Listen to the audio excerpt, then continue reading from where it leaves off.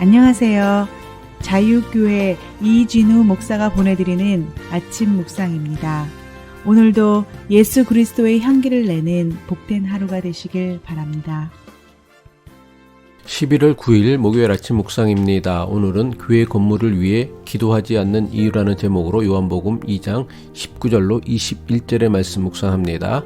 예수께서 그들에게 말씀하시기를 이 성전을 허물어라. 그러면 내가 사흘 만에 다시 세우겠다 하였다. 그러자 유대 사람들이 말하였다. 이 성전을 짓는데 46해나 걸렸는데 이것을 사흘 만에 세우겠습니까? 그러나 예수께서 성전이라고 하신 것은 자기 몸을 두고 하신 말씀이었다. 저는 1987년 신학교를 입학한 이후 전도사와 목사로 사역하면서 7교회를 섬겨왔었고 2006년 자유교회를 개척하여 지금까지 섬기고 있습니다. 지금까지 여러 교회를 섬기며 자체 교회 건물이 없이 목회하는 것은 지금 섬기고 있는 자유교회가 처음입니다. 지금까지 17년 동안 교회 건물이 없이 자유교회를 목회하면서 느끼는 것은 교회 건물이 없기에 겪는 어려움이 생각보다 많다는 것입니다. 물론 우리가 건물을 빌려 쓰고 있는 미국 교회는 우리 교회에 다른 교회에서는 볼 수 없는 대단한 배려와 친절을 베풀고 있습니다. 하지만 그럼에도 매주일 예배 때마다 집주인의 눈치를 보아야 하는 새빵살이와 같은 심정이 들 때가 있습니다. 아마 저뿐만 아니라 교인들도 이런 심정이 들 때가 있을 것입니다. 그래서 지금까지 여러 번 자체의 건물을 마련하자는 의견이 종종 있었습니다. 애초부터 자체 건물을 마련하려는 마음을 먹고 목회했다면 비록 크지는 않지만 적당한 건물쯤은 충분히 마련할 수도 있었을 것입니다. 하지만 여러가지 불편과 어려움에도 불구하고 저는 교회 건물을 가지는 것을 제 목회의 목표로 삼지 않으려고 무진애를 쓰고 있습니다.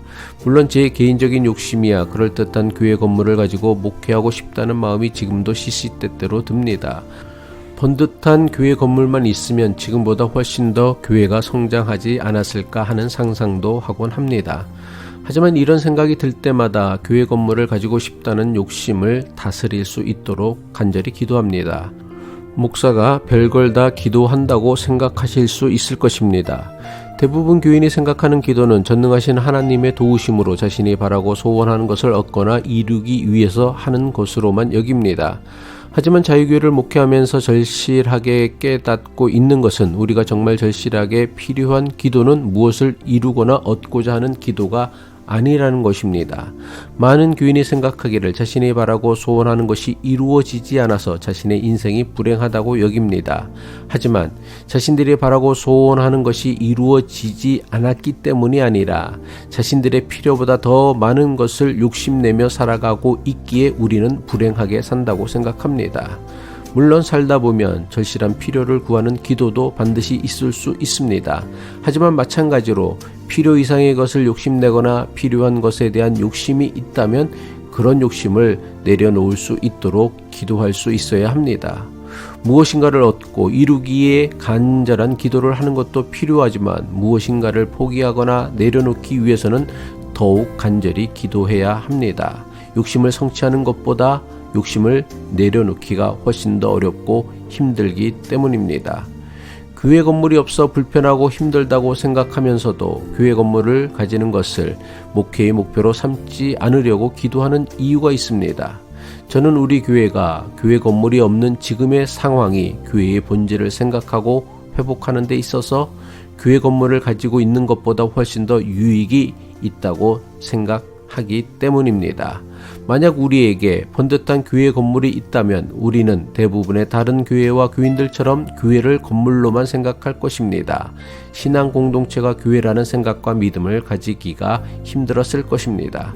그리고 교회를 섬기고 봉사하는 것을 교회 건물을 돌보고 청소하거나 교회 건물 안에서 하는 일로 제한해 버렸을 것입니다. 하지만 우리에게 자체 건물이 없다 보니 교회를 건물로 생각하거나 제한하기보다는 교인들이 함께 모이는 것을 더 중요하게 여길 수 있습니다. 교인들이 가정에서 모이면 가정이 교회가 되고, 교인들이 식당에서 모이면 식당이 교회가 되고, 교인들이 공원에서 모이면 공원이 교회가 될 수 있다는 것을 배워가고 있다고 생각합니다. 예루살렘 성전의 크고 화려하고 웅장함을 자랑했던 유대인들에게 예수님은 성전을 허물라고 명령하셨습니다. 성전을 허물라는 예수님의 명령은 그야말로 청천벽력과 같은 말씀입니다.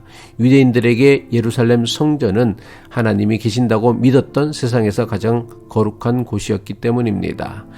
그런데 예수님은 그런 성전을 허물라고 하십니다. 건물이 성전이 아니라 예수님의 몸이 성전이기 때문입니다.